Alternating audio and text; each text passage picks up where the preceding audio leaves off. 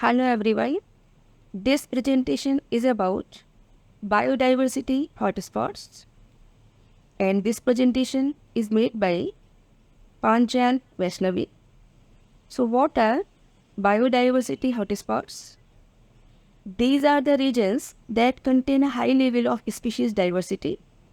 Many endemic species. Endemic means those species not found anywhere else in the world, and a significant number of threatened or endangered species. The idea was first developed by Norman Maier in 1988. Currently, 35 biodiversity hotspots have been identified. A region must satisfy two strict requirements in order to be considered a biodiversity hotspot. It includes at least 1500 vascular plant species that are unique to the planet. These are known as endemic species. They have lost the majority of their native vegetation by at least 70%. In other words, it must be threatened. There are 4 biodiversity hotspots in India. Number 1 is Himalaya, INDO-BURMA, Western Ghats, SUNDALAND. The first one is Himalaya. It includes the entire Indian Himalayan region like Pakistan, Nepal, Tibet, Bhutan, China and Myanmar. The Himalayan hotspot is home to the world's highest mountains. Even at heights higher than 6,000 meters, vascular plants have been discovered. Numerous big bird and mammal populations, including vultures, tigers, elephants, rhinos, and wild water buffalo, can be found in the hotspot. Next is Indo-Burma. The Indo-Burma hotspot is the largest of the world's 36 recognized hotspots, covering a total area of 23,73,000 km per square. The Indo-Burma hotspot formerly encompassed parts of northeastern India, Bangladesh and Malaysia. In the past 12 years, 6 new species of big mammals have been identified in this area. Large antlered mosaic. These species are in front of your computer screen. So, animate, leaf deer, saula, etc. Next is Western Ghats. The Western Ghats, sometimes referred to as Sahyadri Hills locally, are made up of Malabar Plains and a group of mountains that extend 30 to 50 kilometers inland and parallel to India's western coast. Every year, a lot of rain falls on the western slopes of the mountains, with most of it falling during the southwest monsoon between June to September. There are many different types of vegetation in the Western Ghats due to the region's complicated geography and varying rainfall patterns.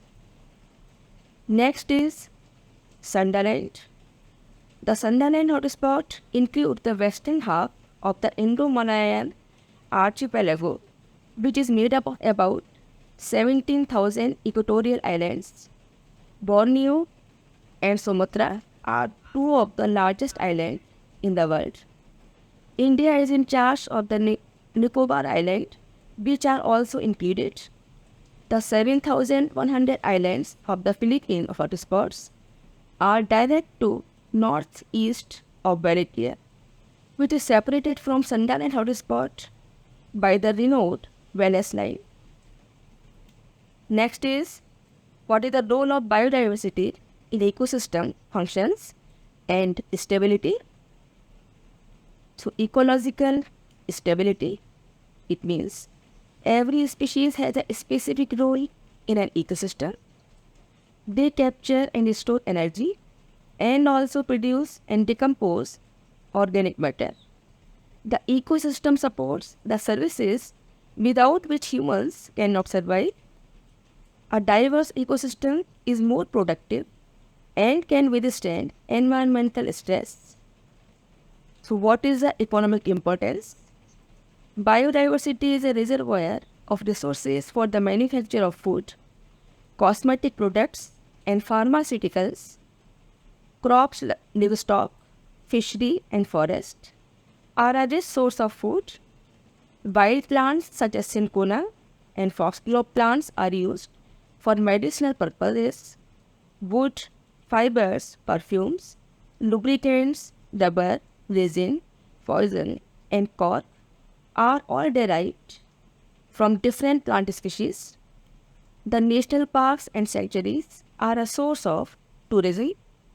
They are a source of beauty and joy for many people. Biodiversity in India. India is one of the most diverse nations in the world. It ranks ninth in terms of plant species richness. Two of the world's 25 biodiversity hotspots are found in India. It is the origin of important crop species such as pigeon tea, eggplant, cucumber, cotton, and sesame. India is also a center of various domesticated species such as millets, cereals, legumes, vegetables, medicinal and aromatic crops, etc. India is equally diverse in its faunal wealth. There are about 91,000 animal species found here. However, diversity is depleting at a drastic rate, and various programs on biodiversity conservation are being launched to conserve nature. So thank you very much.